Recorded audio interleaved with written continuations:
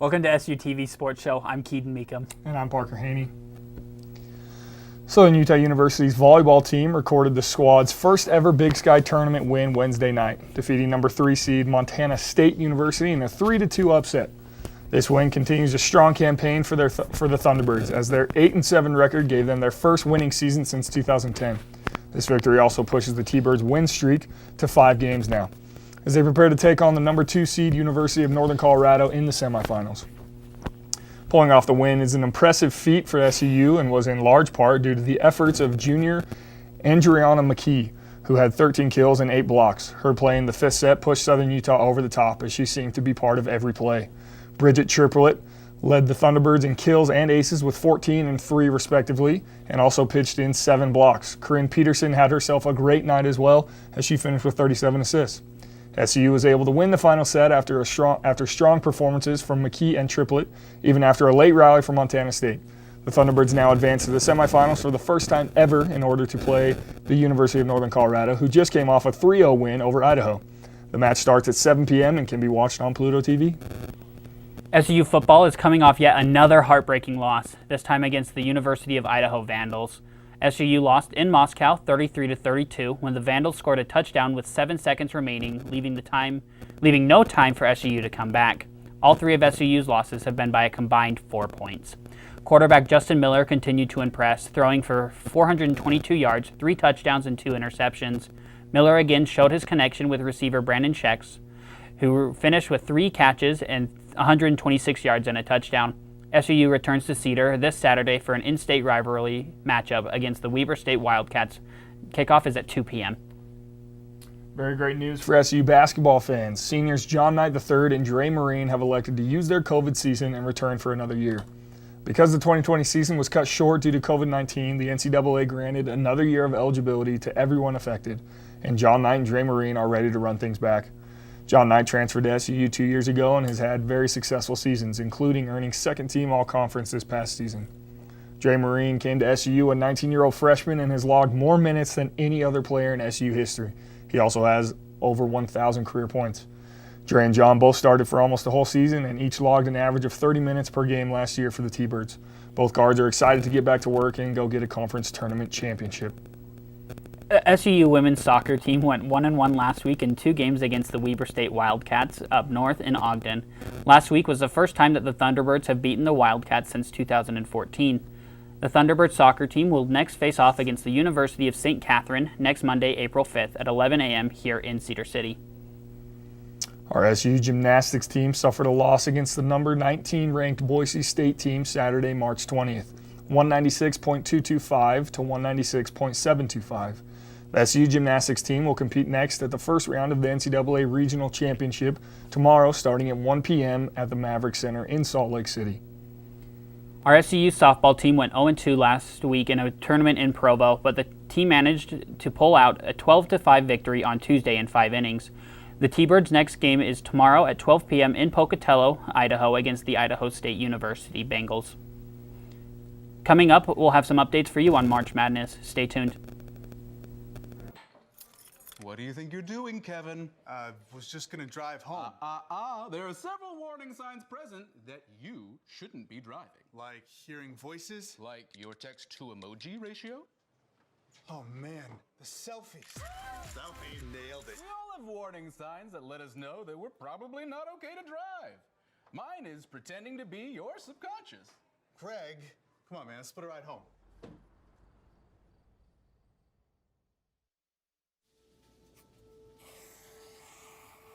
Dad? Just 1 minute, okay? Hey, Bobo, do trees tell each other stories? I'm sorry. I'm afraid I don't know that. Hey, why don't we go find out?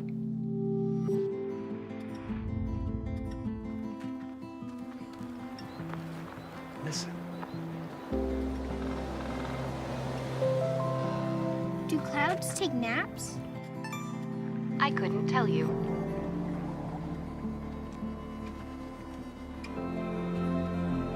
Can birds draw pictures? I don't have an answer for that. Dad, do stars visit their friends? Look,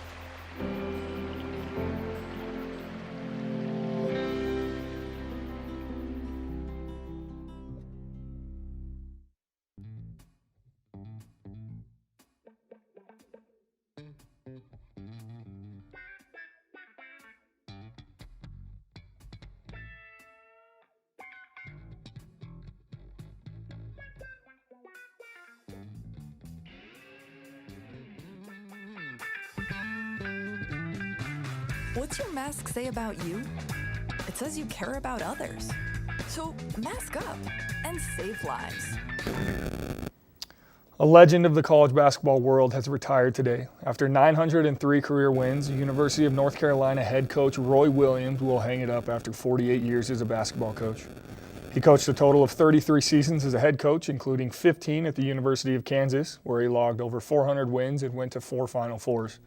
He then became the head coach of his alma mater, the University of North Carolina. He coached the Tar Heels to 485 wins and 5 Final Fours. He also won 3 national titles at UNC. Roy Williams retires as the coach with the 4th best winning percentage in history at 74%. He was also inducted into the Naismith Hall of Fame in 2007 and is the only coach in history to have 400 wins at 2 different programs. The Final Four has been set. Number 1 overall seed Gonzaga will face 11-seeded UCLA, while 1-seeded Baylor will play 2-seeded Houston. Both games will take place on Saturday, April 3rd in Lucas Oil Stadium in Indianapolis. UCLA ties their record for lowest seed to make the Final Four, joining other Cinderella stories: LSU in 1986, George Mason in 2006, VCU in 2011, and most recently Loyola Chicago in 2008. Gonzaga has the chance to become the first team since the 1976 Indiana Hoosiers, led by legendary coach Bob Knight. Gonzaga is led by freshman Jalen Suggs and sophomore Drew Timme. Baylor makes the Final Four for the first time since 1950, led by leading scorers Jared Butler and Maseo Teague. Baylor has beat all postseason opponents by an average of 14.25 points.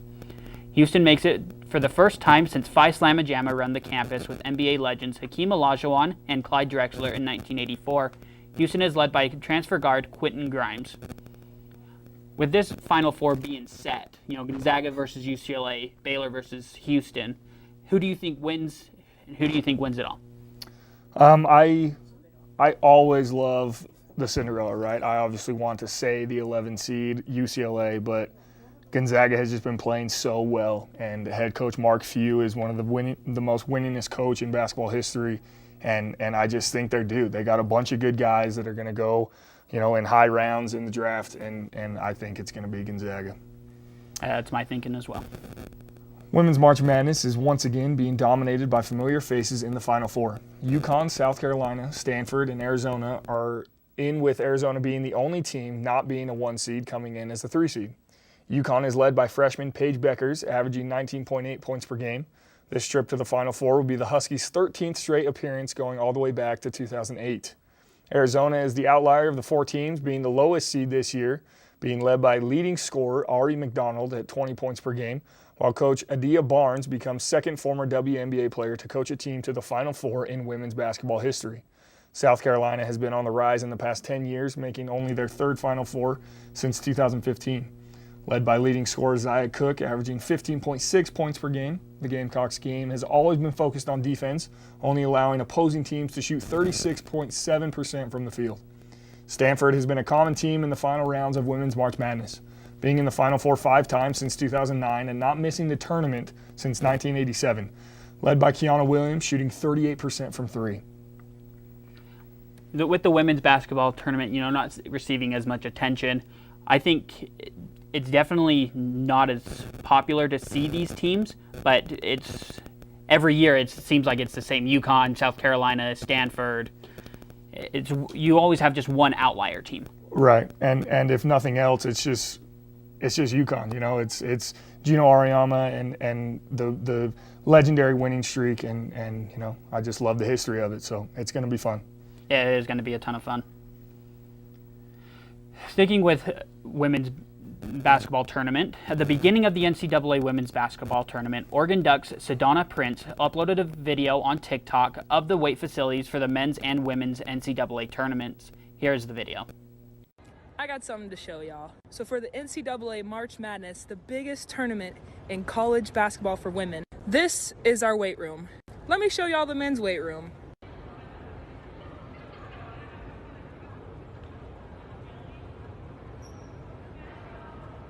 Now, when pictures of our weight room got released versus the men's, the NCAA came out with a statement saying that it wasn't money, it was space that was a problem. Let me show y'all something else. Here's our practice court, right? And then here's that weight room. And then here's all this extra space. If you aren't upset about this problem, then you're a part of it. I think that's definitely unacceptable from the NCAA. That was a huge oversight on their end. Yeah, absolutely. And you hear her say in the video, the NCAA released a statement, trying to cover their tracks, saying, oh, we didn't have the space, it wasn't a money issue, it was the space. And then you can see that they clearly had the space. And even if you don't, just, okay, go somewhere else and put the weight room up there. Just accommodate for it. It just can't happen in today's world. The NCAA needs to do better. For sure. Coming up, we will give you some updates on the MLB and the NBA. I'm Jenny Garth, and as a mother of 3, I know kids worry about a lot of things. Getting enough food to eat shouldn't be one of them. But here in America, that is a real worry for 1 in 5 children. Even though we are one of the most food-rich countries in the world, 15 million children don't know where their next meal is coming from. This is unacceptable, and something the Feeding America nationwide network of food banks is working to solve. Instead of accepting that our country lets billions of pounds of surplus food go to waste every year, Feeding America has made it their mission to help families in need by rescuing this food. Through food pantries and meal programs, the nationwide network of food banks provides more than 3 billion meals, serving virtually every community in the United States, including yours. Join me in supporting Feeding America and your local food bank by visiting feedingamerica.org. Together, we can solve hunger. Together, we're feeding America. Joining me today to help illustrate the critical importance of contacting 811 before you dig is my alter ego, Micro. Can you hear me down there? Yeah, I can hear you, but I am not having a good time. Oh, what's the problem, little buddy? Well, for starters, I'm in a sewer. Yeah, been there, done that. Something's wrong down here. Hey, wait, whoa. Oh yeah, that's just another guy who started to dig before he called 811. You smell that? Welcome back. Let's move on to news in professional sports. It's a beautiful spring day, and one thing that makes today even better is opening day for Major League Baseball. MLB Commissioner Rob Manfred informed teams before spring training that fans will be permitted to attend games this season, provided that the state and local health guidelines allow it. Some notable teams' plans for attendance include the Houston Astros planning to allow 50% capacity and the Texas Rangers planning on allowing 100% attendance. First 2 games of the season have already been played. The Detroit Tigers beat the Cleveland Indians 3-2, and the Toronto Blue Jays beat the New York Yankees 3-2. To wrap things up, the Utah Jazz were aboard a plane that had to make an emergency landing a few days ago in Salt Lake City. The plane had just barely taken off from Salt Lake International Airport when it struck a flock of birds. The accident caused the left engine to shut down, forcing the pilot to bring the plane back. Hours later, the players boarded another plane to safely make it to their game Wednesday night in Memphis. And now for some NBA trade deadline news. We're going to be breaking down the biggest trades and talking about them a little bit. To start things off, All-Star Nikola Vucevic to the Bulls. The Bulls get Nikola Vucevic and Al-Farouq Aminu, and the Magic get Wendell Carter Jr., Otto Porter Jr., and 2 future first-round picks. What do you think? I want to start out with how good of a fit this is for the Bulls, because they have exactly what Vucevic needs around him. They've got Kobe White, they've got Zach LaVine. Now, Kobe White, not so much. He's kind of still coming into his own, but Zach LaVine being there is going to be a huge load off of Vucevic, who I see kind of scoring even more than he is in Orlando, being the main guy. Yeah, absolutely. I think it's going to be a great fit. I love that you pointed that out, because Zach LaVine and Nikola Vucevic both kind of felt like they needed another all-star around them to really be successful. So I'm excited, and yeah, I think it's going to be a great fit. Yeah, I think that with that fit, both players are just going to go even higher than the ceiling already was. Yeah. Going on to the second trade, this one is a little more underrated. Norman Powell to the Blazers. The Raptors got Gary Trent Jr. and Rodney Hood, while the Blazers only got Norman Powell. How do you feel about this trade? Yeah, I love this trade because I think it's one of the rare situations where both teams are winners, right? You always get the stories of winners and losers of a big-time trade, and I think that both teams won. Norman Powell's a great 3-and-D guy. He's going to add another 20 to 24 points per game for them, and I think he's going to be very beneficial. And then, for the Raptors, Gary Trent Jr. is going to be a stud in the league, and he's going to be a great 3-and-D guy, and he's going to make, in my opinion, I think he could eventually make an all-star team, and I just think that it's a great fit for both teams. No, I'd have to agree with you on that. It's a huge fit for both the teams, especially for the Blazers, who needed that 3-and-D wing that Gary Trent wasn't quite there for, but it's going to be huge for the Blazers. Yeah, absolutely. Another big trade, Victor Oladipo to the Heat. So the Heat get Victor Oladipo, and then the Rockets get Kelly Olynyk, Avery Bradley, and a 2022 pick swap. I think the biggest thing for the Rockets is going to be that pick swap, because they traded most of their picks to OKC when they got Russell Westbrook. They got a few back for the Russell Westbrook and John Wall trade, but they're still trying to stockpile those. I think that's going to be the biggest part of this, as well as Victor Oladipo's fit alongside Jimmy Butler. Is he going to be that same 3-and-D guy that he was, mainly the scorer, or is he going to kind of go back to his self when he came right out of his injury? Right. Yeah, it's going to be interesting. Victor, I'm a Pacers fan, so Victor had been looking for his game for a while, trying to figure it out, and I think that's going to be the key of this is what did the Heat give up for an unknown in Victor Oladipo, and can he still play? For sure. The last trade that we wanted to talk about is Aaron Gordon to the Denver Nuggets. The Magic traded Gordon to get Gary Harris, R.J. Hampton, and a future first-round pick, while the Nuggets got Aaron Gordon and Gary Clark. How do you feel about this, starting with the Magic side of things? So for the Magic, I love that they just finally committed to something, right? Their GM had kind of been dancing around the fact of, we shouldn't blow it up. We have Vucevic, we have Aaron Gordon. I love that he finally just committed and said, all right, what we have right now isn't working, especially in today's NBA with a bunch of super teams, and he just blew it all up. He traded away everybody. So I'm glad that they finally committed to something, and then I love the Aaron Gordon fit in Denver. I love this trade too, especially because they're starting that rebuild finally.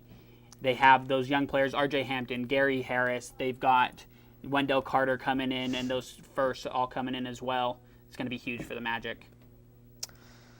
Aside from the big trades, a few contenders made some big signings. Let's take a look at those moves. So at the end of the trade deadline, there's also a time where teams can buy out their players' contracts. So Andre Drummond and LaMarcus Aldridge both elected to buy out from their current teams and have the opportunity to be signed by some contenders. And the big one is, or I guess the big ones are LaMarcus Aldridge signed with the Brooklyn Nets, already stacked Brooklyn Nets, and then the former champions, last year champions, LA Lakers brought in Andre Drummond. What do you think about both of those moves? So I think the Drummond one is kind of being overhyped. But let me explain why. Because that's kind of going to be a little not there for, why is he saying that? Drummond doesn't fit into this NBA. I'm a huge Andre Drummond fan. I loved his game since he was at UConn.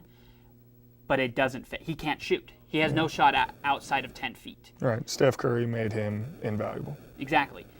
And having, LaMarcus Aldridge, who can still shoot with the Nets, it's going to be huge, especially if he's coming off the bench. That bench unit with Joe Harris, that's going to be a 5-out bench when no team really has a 5-out bench.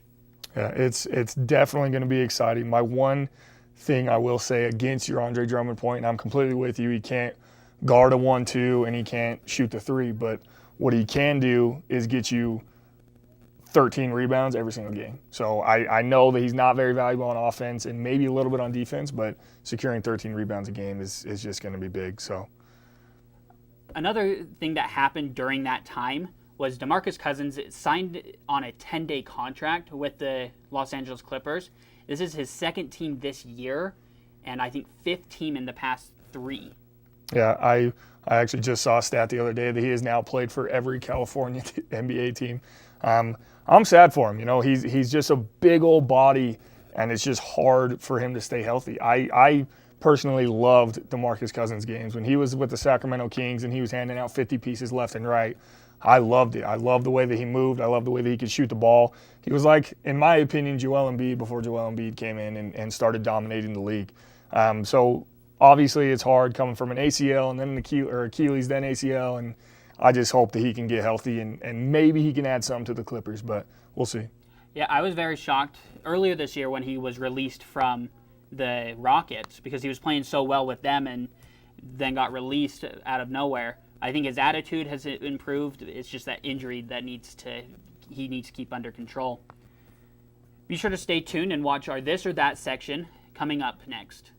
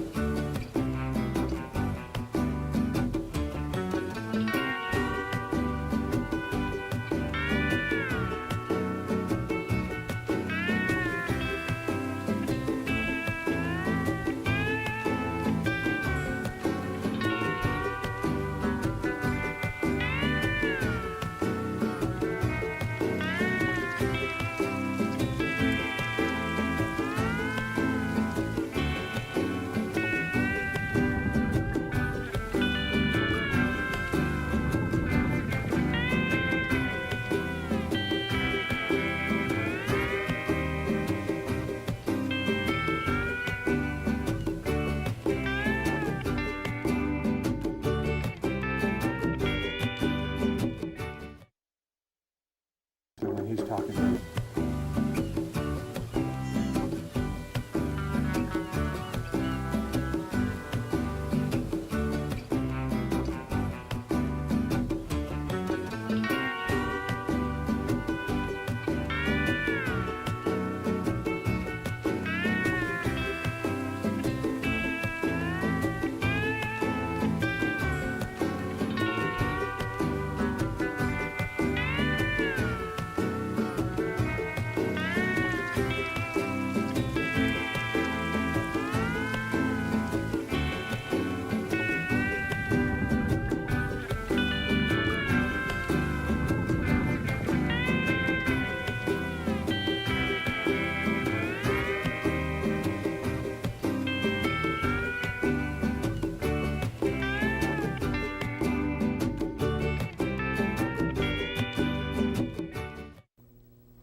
Welcome back. Now it's time for This or That NFL Edition.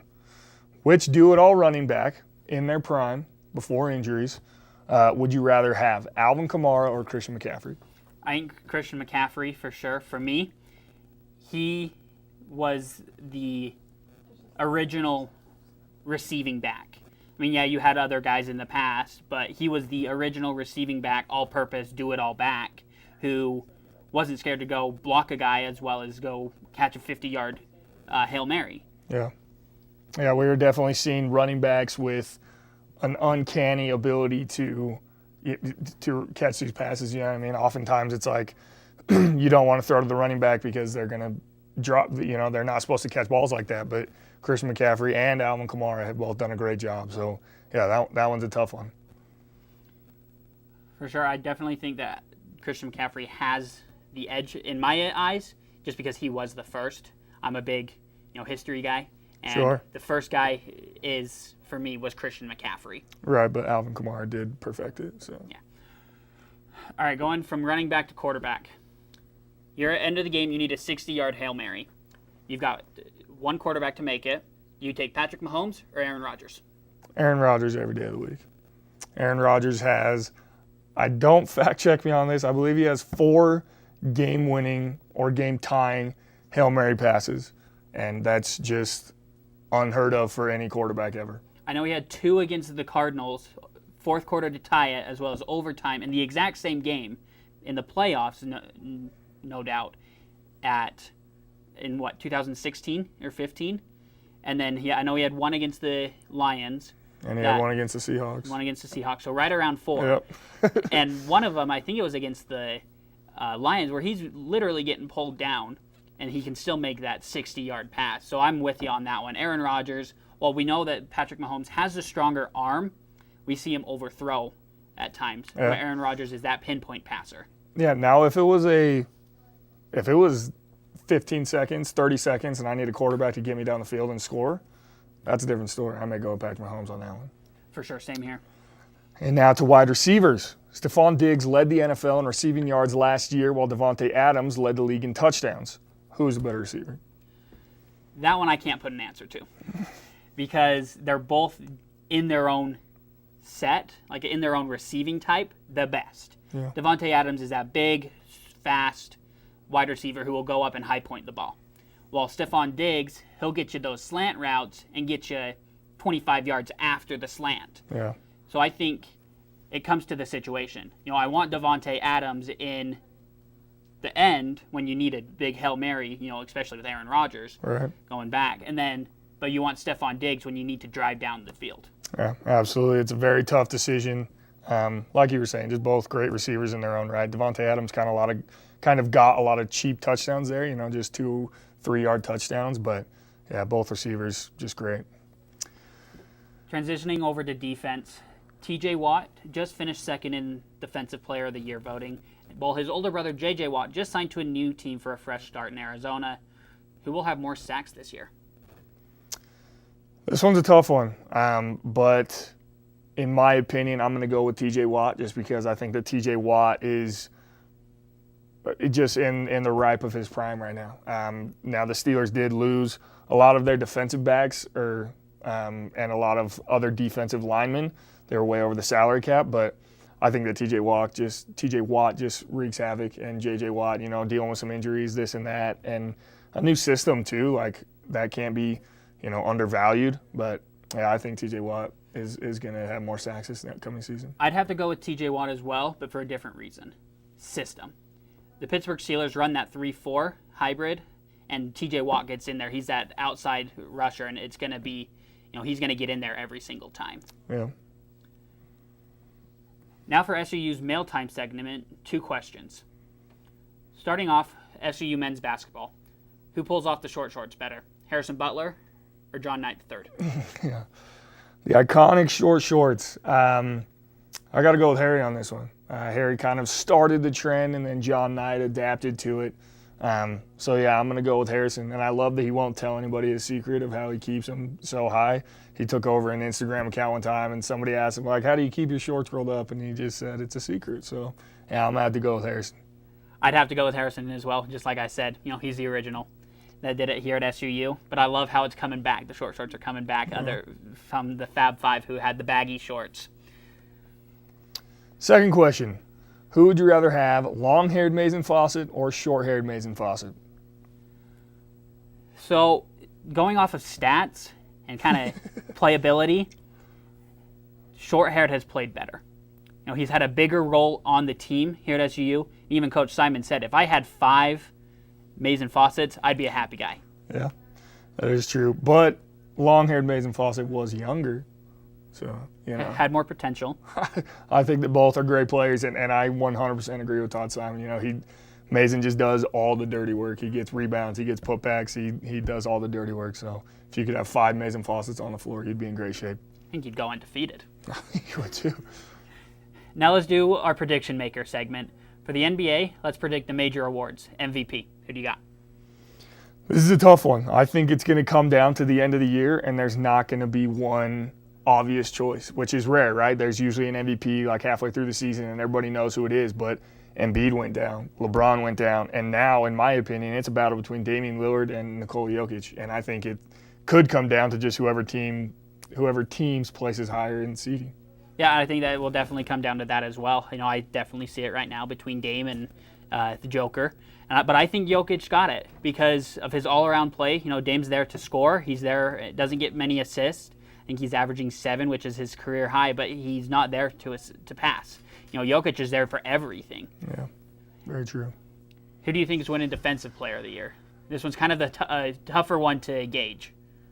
This one is tough because you're a Jazz fan, and I'm an Indiana Pacers fan, and I got Miles Turner all the way. Miles Turner is coming up on, I think, 70 games with a block, straight games. I think he's averaging just under 3 blocks a game, and I got to go with Miles Turner. I got to go with Miles Turner as well, even as a Jazz fan, just because of his blocks, because of how often he's getting those and how he is playing defense on the guards as well. Thanks for tuning in. That's all we have for you. I'm Parker Haney. And I'm Keaton Meekum. See you next time.